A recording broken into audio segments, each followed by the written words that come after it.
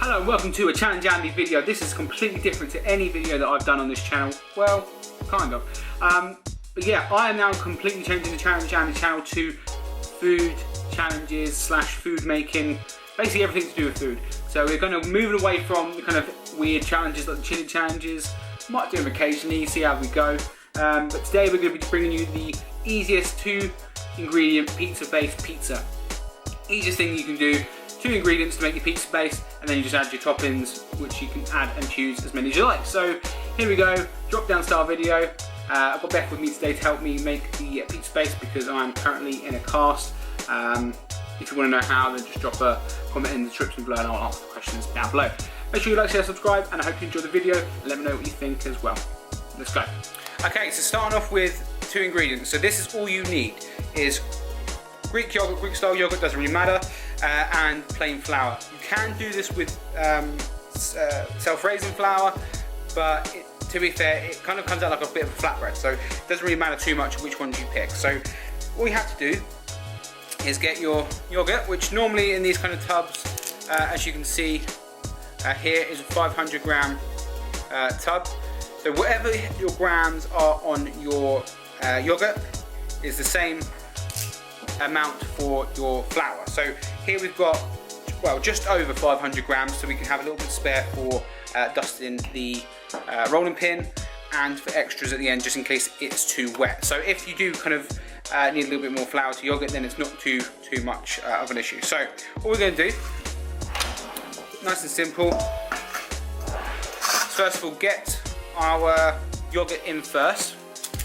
So okay, next step, so we've got all this in here, then what we're going to do is gradually add the flour in. So add probably a quarter at a time, so add about that much. And all you're going to do is then just stir the mixture in. And obviously with pizza it all depends on your toppings, so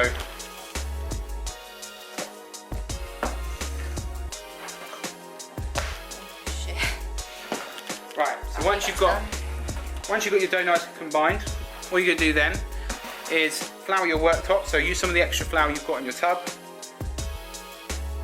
and then we're going to put it on here. So like I said, this is for 2 people,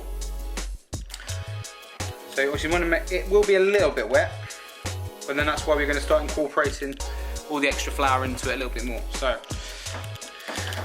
I would roughly guess it's probably about half there.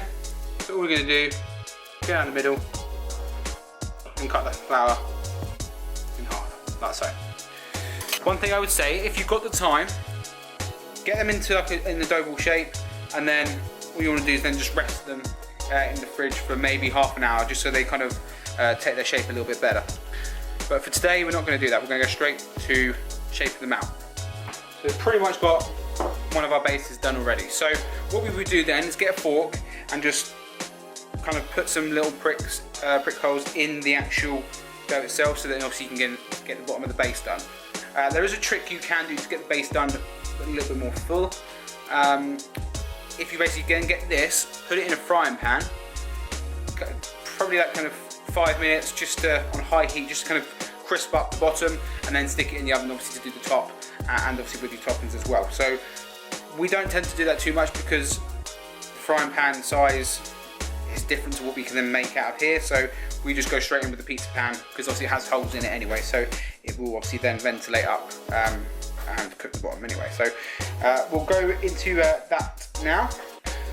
Once you've done that, what I would suggest is then get your flour, spare flour, sorry, and use a little bit of dust on the actual sheet itself and on your base. So we'll get the sheets out of the oven, which will be preheated before starting. So it's always good to do that. I will kind of leave a brief kind of description of instructions in the description below, so make sure you like the video and share this on the Facebooks and all the socials. We'll place it on our tray. You can then kind of mould it into the tray itself, in case it doesn't fit, but look, pretty much fine. And then what I'll do again is just quickly go over where I've just kind of smoothed over the holes and just do that.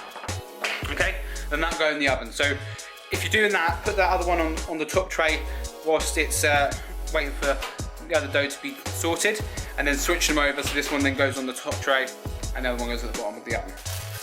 We'll put this in, it's hot, so we'll put this in, as you see there, rectangled, and then we'll put that straight into the oven, and we'll just switch over the trays in the oven as and when they're cooked. Okay. So what we're doing now is just clearing everything up whilst we're there in the oven. So our choice of toppings for today, obviously we've got some grated mozzarella, and I personally love chorizo on my pizza as well. And then we've just got our tomato sauce. So again, you can make this as long-winded as you wanted to. If you want to make your own sauce, if you want to make bacon or chicken or whatever to put on top of your things, roast peppers, onions, and it's totally up to you. So this is just what we normally have. So we'll wait for those to cook in the oven. We'll rotate them round so the bases kind of get more heat on top. Depends on how your oven works, if your oven faces the back, etc. So we'll cook those for probably 5 to 10 minutes and then change them round, so then the bottom one goes on the top and gets a little bit more cooked through. And then we'll probably take them out one at a time, cover them in our toppings and the sauce, put them back in, and again rotate them after 5 to 10 minutes so they equally cook. So yeah, the chorizo and cheese, that's it. Nice. The pizzas are done, so we've got the tray one there, and we've got this one here. So we flipped them around as well, so the bottom's got done.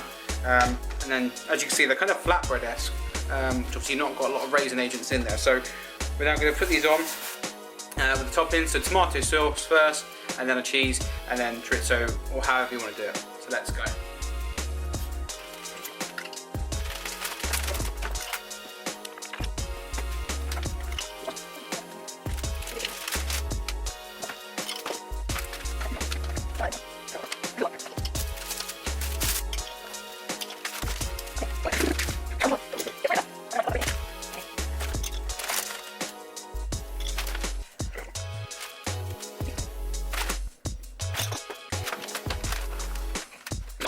So here they are, they're all done. Don't know if you can really see them, but these are 2 ingredient pizzas, finished, completed, and now we're gonna go and eat them. So make sure you like, share, subscribe, and let me know if this is something that you're glad that we changed over to, if you enjoy it, if you've got any ideas about other things we can make, or a series we could do, maybe like a two ingredient series, and then we'll start doing these. I'm gonna start doing some basic stuff, like just showing you how I cook basic things like, I don't know, like Yorkshire pudding, pancakes, stuff like that. So any suggestions, pop them in the comment section below. And if you like this video, make sure you share it with all your friends as well, because it is so easy. Like I said, it's 2 ingredients, and that's it. You make what you want. So yeah, see you soon. Goodbye.